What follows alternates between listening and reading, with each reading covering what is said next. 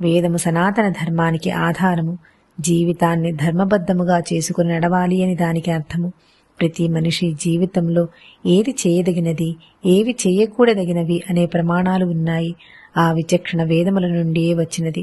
వేదః ప్రమాణం అంటే వేదమే ప్రమాణం అని మన ధర్మం చెబుతున్నది. మన సనాతన ధర్మంలో యజ్ఞం కేవలం కర్మకాండ మాత్రమే కాదు, సృష్టి చక్రాన్ని నిలబెట్టే క్రియ. అందుకే భగవద్గీతలో శ్రీకృష్ణ పరమాత్మ యజ్ఞోద్భవతి పర్జన్య అని చెప్పారు.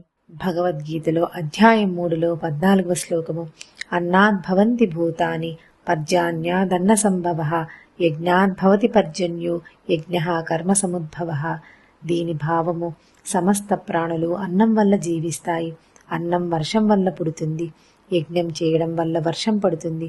ఆ యజ్ఞం అనేది నిష్కామ కర్మ నుండి పుడుతుంది. మానవుడు నిష్కామమైన కర్మ చేయడం వలన వర్షము, వర్షము ద్వారా ఆహారము, ఆహారము ద్వారా ప్రాణుల మనుగడ జరుగుచున్నవి. సోమయాగములో అత్యంత విశిష్టమైన యాగము శ్రీ నాచికేత విశ్వజిత్ యాగము. ఈ యాగము అపమృత్యు దోషమును పోగొట్టి పూర్ణ ఆయుర్దాయమును కలుగజేయును. నచికేతని స్మరణము సర్వపాపహరము. విశ్వజిత్ యాగము సర్వసుఖములను కలుగజేయును.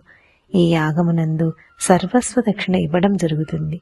బ్రాహ్మణోత్తములచే పఠించబడుచున్న సామవేదోచ్చారణ.